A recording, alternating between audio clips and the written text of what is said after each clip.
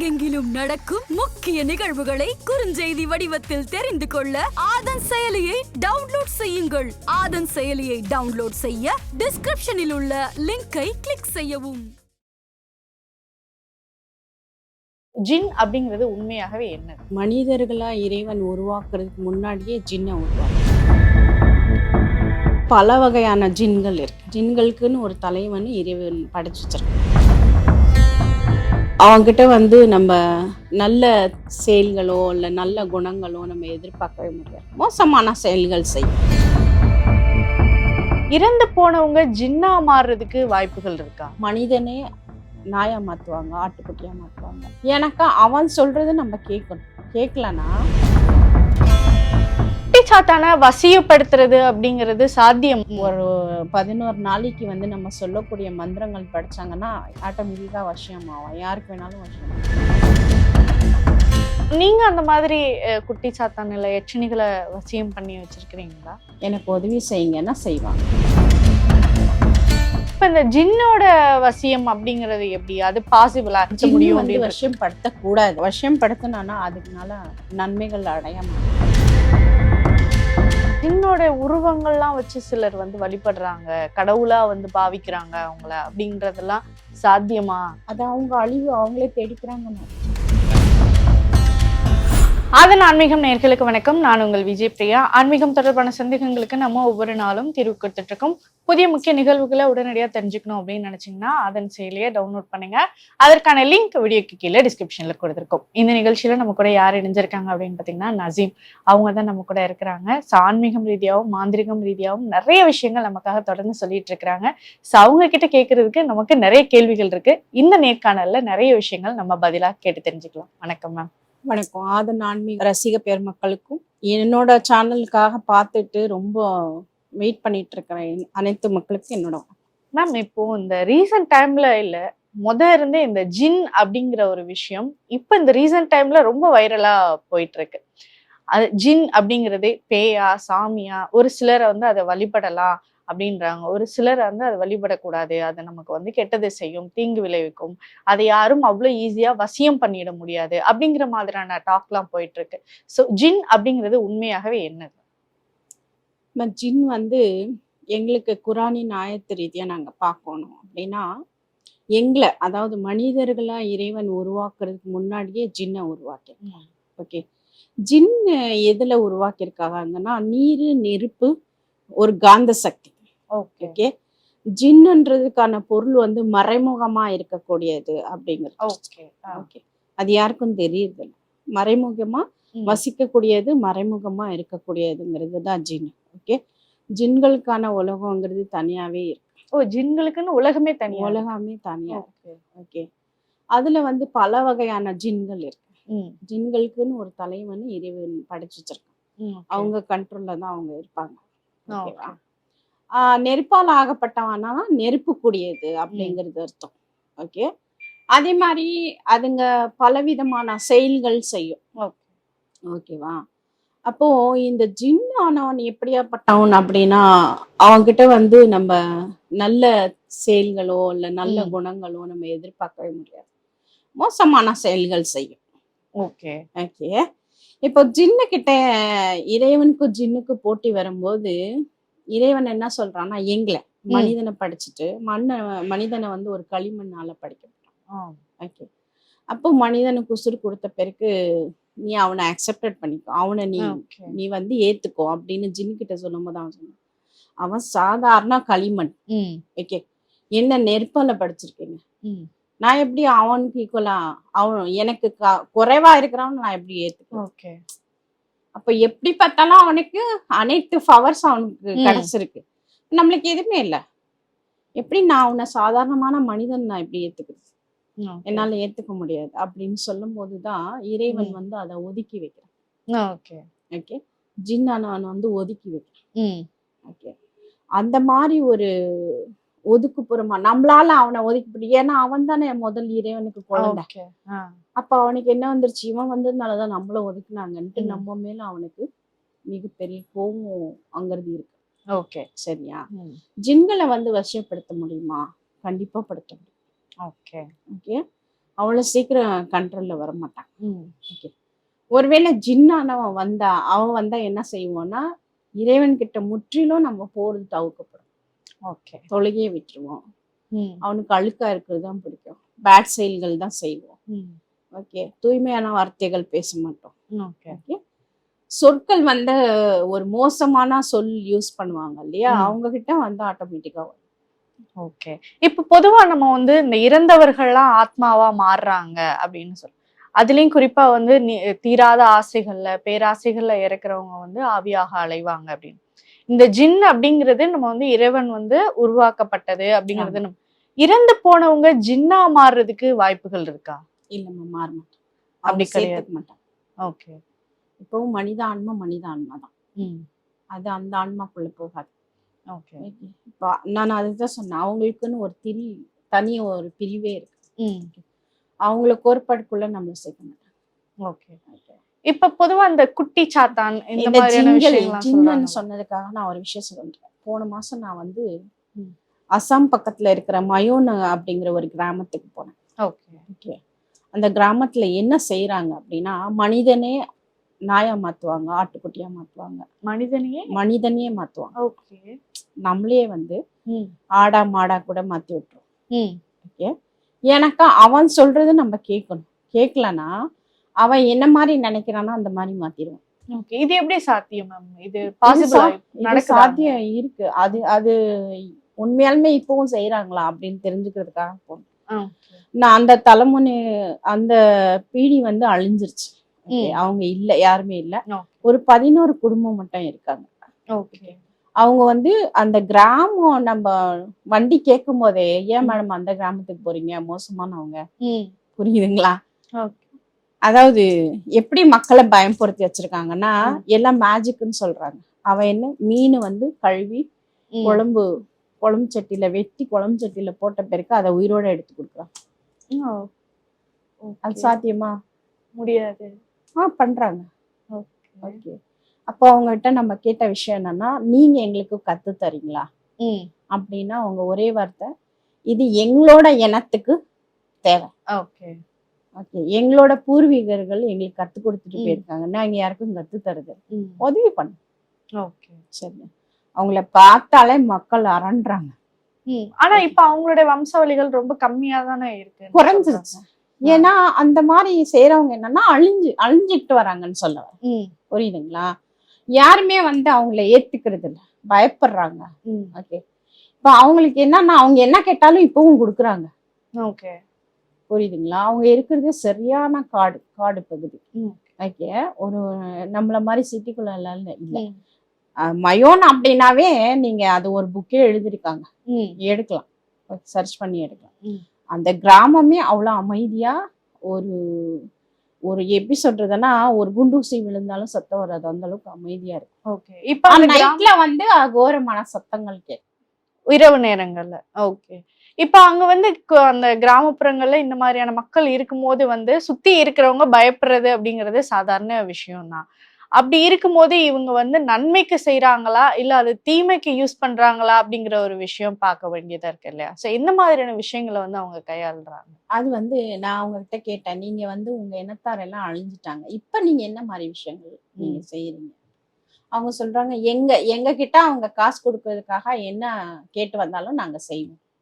Okay. சரி, அது நல்லதாக இருந்தாலும் நாங்க போக மாட்டோம், யாரையும் தேடி நாங்க போக மாட்டோம். ஓகே. ஆனா எங்கே எல்லைக்குள்ள அவங்க என்ன உதவி கேட்டாலும் நாங்க செய்வோம். ஓகே. அப்படிங்கிற ஒரு விஷயத்த சொல்லுவாங்க. சரி, நான் கேட்டேன், ஒரு மனிதனை மரணப்படுக்கைக்கு கொண்டு போக முடியுமா அவங்களால அப்படின்னா, வித்தின் செகண்ட்ல ஒரு ஆடு இருக்கு இல்லையா, உயிரோட இருக்கிற ஆடு, அது அப்படியே அது துடிக்க இருக்கிற மாதிரி பண்ணிட்டாங்க. ஓகே. வித்தின் செகண்ட்ல அது ஒண்ணும் பண்ணல, ஒரு தண்ணியில தான் தெளிச்சு விட்டாங்க, அது அப்படியே இறந்துருச்சு. ஓகே. இப்ப இறக்கும் இறந்தது நீங்க திருப்பி அத உயிர்ப்பிக்க முடியுமா? இல்ல, அது உயிர்ப்பிக்க முடியாது. ஆனா வேற ஏதாச்சும் இறந்தது கொண்டுட்டு வந்தா உயிர்ப்பிக்கலாம்.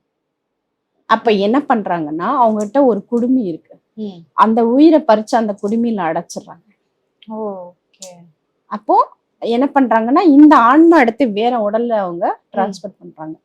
அந்த அளவுக்கு அவங்க கிட்ட வந்து ஆற்றல் இருக்கு. இந்த கூடு விட்டு கூடு பாயிற சக்தி அப்போ நான் மாதிரி. கேட்டேன், இது வந்து நீங்க கத்து தருவீங்களா, கத்துக்க முடியுமா? இல்லம்மா, அது வாய்ப்பே இல்லை. நீங்க எத்தனை கோடி கொடுத்தாலும் நான் கத்து தர மாட்டேன். இது எங்க இனத்துக்கு மட்டும்தான் சொந்தம். எல்லா மக்களும் அவங்ககிட்ட வந்து அடி பண்ணிடுறாங்க. நல்லா நாங்க வரும்போதே கிட்டத்தட்ட பாத்தீங்கன்னா நிறைய மக்கள் இருந்தாங்க. இப்ப நாங்க சொன்னோம் ஓப்பனாவே, இந்த மாதிரி நான் வேற கிராமத்துல இருந்து வரோம், சிட்டில இருந்து தான் வரோம், பட் வேற நாட்டுல இருந்து வரோம், உங்களை பத்தி தெரிஞ்சுக்கிறதுக்காக தான் வரும். அவங்க சொன்னாங்க, செய்யாத வித்தைன்னு இல்லை, செய்ய முடியும், இறை அனுகிரகம் இருந்தா நான் எங்களால இது செய்ய முடியுது அப்படின்ட்டு. அதே மாதிரி ஒரு நோயாளியை கொண்டுட்டு வராங்க. அந்த நோயாளிக்கு இந்த ஆன்மாக்கள் கொண்டு அவங்க சரி பண்ணி அனுப்பிடுறாங்க. ஓகே. அங்க இப்படி ஒரு விஷயம் நடக்குது அப்படிங்கிறது உங்களுக்கு எப்படி தெரிஞ்சது? உங்களுக்கு யாராவது விஷயம் சொன்னாங்க? விஷயம் சொல்லிதான் நாங்க போனோம். அங்க என்ன மாந்திரிகர்கள் அதிகம், அந்த கிராமத்துல வந்து மாந்திரிகர்கள் அதிகம். நம்ம மூலிகை தேடி தான் போவோம். ஏதாச்சும் நம்மள கிடைக்கும். அங்க வந்து சஞ்சீவினி வேர்ன்னு ஒரு வேர் கிடைக்கும், அது தேடி போனேன். அப்புறம் அங்க ஒரு சித்தர் நம்மள சந்திக்கும் போது அவர் சொன்னாரு, இந்த மாதிரி ஒரு கிராமம் இருக்கு, நேரடியாவே போய் நடக்கக்கூடிய காட்சிகள் பாருங்க. நம்மளுக்கு அது போனதுக்கு ஒரு பெனிஃபிட்டா இருந்துச்சு. ஓகே, இப்பவும் நம்ம நாட்டுல வந்து இந்த கிராமத்துல இந்த மாதிரி செய்யணும். ஒரு மனிதனை வந்து வித்தின் செகண்ட்ல அவங்க கண்ட்ரோல்ல எடுத்துக்கிறாங்க. அவங்க என்ன சொல்றாங்களோ கேட்கறாங்க. புரியுது? அந்த அளவுக்கு ஆற்றல் செய்யப்படுது. என்னன்னா அவங்ககிட்ட அவங்க ஓப்பனா சொல்றது, எங்களோட எனர்ஜி, எங்களோட காந்த சக்தி உங்களோட மைண்டை வந்து கண்ட்ரோல் பண்ண முடியும் அப்படிங்கிறாங்க. ஓகே. இப்போ இது வந்து அந்த பரம்பரையில அவங்களுக்கு மட்டும்தான் தெரியணும் அப்படின்னா, இது அவங்களோட வம்சாவளிகள் அழிஞ்சிட்டு வருமா? அந்த கலைகளும் அழிஞ்சிட்டு வந்துரும் இல்லையா? யாருக்காவது அழிஞ்சாலும் பரவாயில்ல, நாங்க சொல்லி தர மாட்டோங்கிறாங்க. புரியுதுங்களா நான் சொல்றது? ஏன்னா ரொம்ப தீய செயல்களுக்கு நம்ம இறங்கிட்டோம்னாக்கா அதோட யாராலையும் வந்து கட்டுப்படுத்த முடியாது. இப்ப நான் எங்களுக்கு பேராசை இல்லை, எங்களுக்கு இந்த காடுதான் வந்து வீடு. ஓகே, அவங்க சாப்பிட்ற உணவுகள் அப்படின்னு பாத்தீங்கன்னா தேனு, மலை தேனு, பழங்கள், இந்த மாதிரி விஷயங்கள் தான் அவங்க சாப்பிடுறாங்க. காட்டுல என்ன கிடைக்குதோ அந்த விஷயங்கள் தான். காசுங்கிறது ஏன் வாங்கிக்கிறாங்கனாக்கா, அப்பந்தான் அவனுக்கு எமர்ஜென்சியா ஏதாச்சும் உதவிப்பட்டா அவன் சிட்டிக்குள்ள போய் வாங்க முடியும் அப்படிங்கிறதுக்காக வாங்கிக்கிறாங்க. ஒரு மனுஷன் வரானாவே அவன் நல்ல காரியத்துக்கு வரானா இல்ல தீய காரியத்துக்கு வரானாங்கிறது தெரிஞ்சிருச்சு. ஓகே, அது வச்சு யூஸ் பண்ணிக்கிட்டு அனுப்பிச்சு விட்டுறேன்.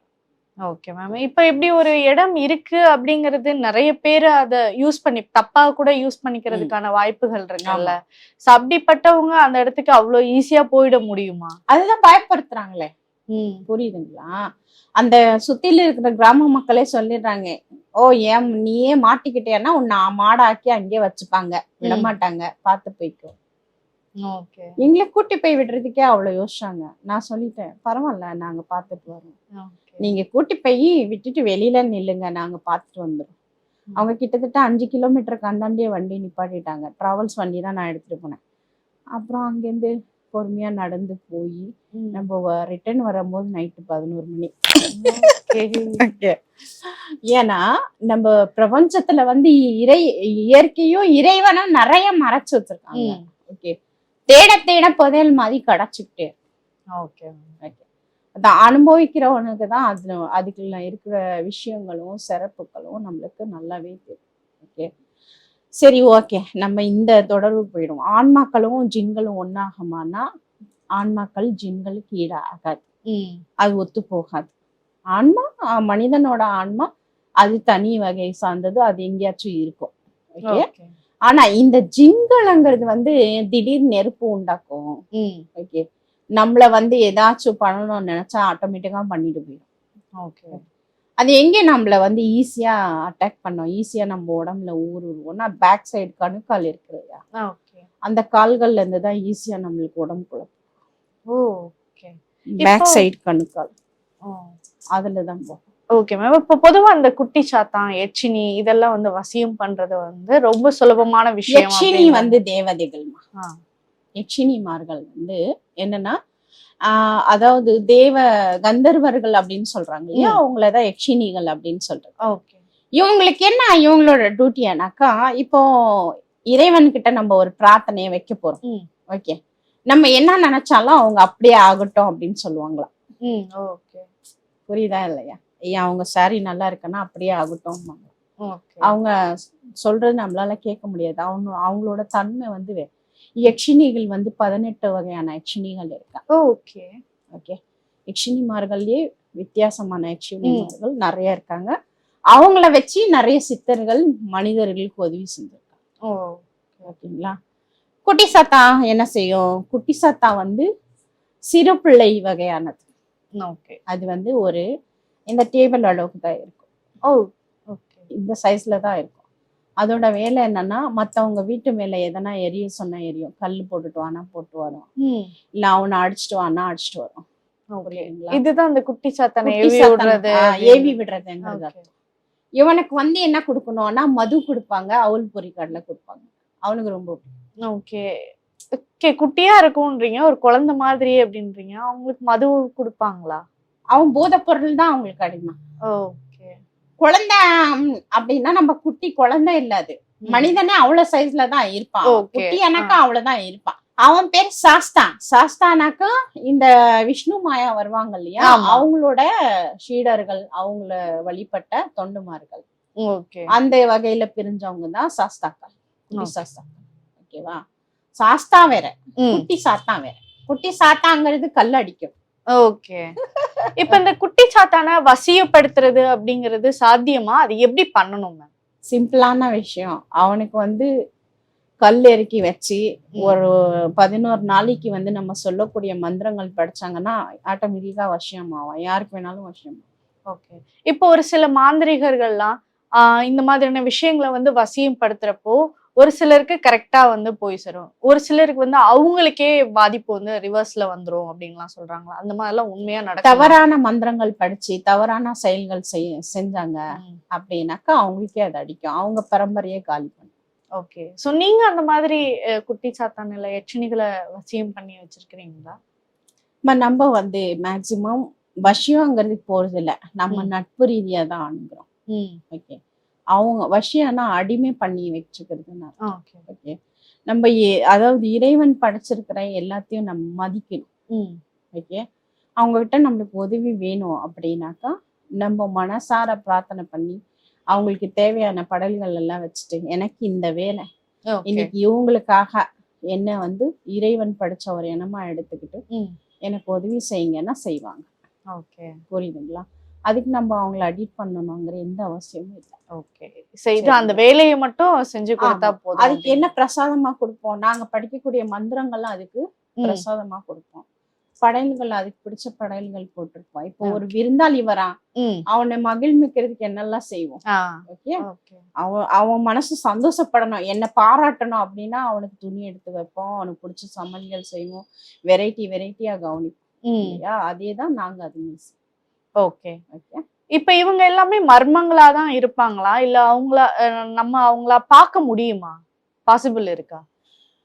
இப்போ வந்து தண்ணி வந்து கீழே கொட்டி வச்சிருக்கு, தரையில கொட்டி வச்சிருக்கு. அந்த தரையில அந்த தண்ணியில அவங்க வந்ததுக்கான அடையாளத்தை காட்டுவாங்க. அந்த உருவம் மாறும். ஓகே, தண்ணி வந்து ஒரு உருவமா மாறும். ஓகே. இப்ப நெருப்பு வளர்த்திருப்போம், அந்த நெருப்புல அந்த காட்சி அவங்களோட பிம்பம் தெரியும். ஓகே, புரியுதுங்களா? ஏகப்பட்ட பிம்பங்கள் இருக்கு.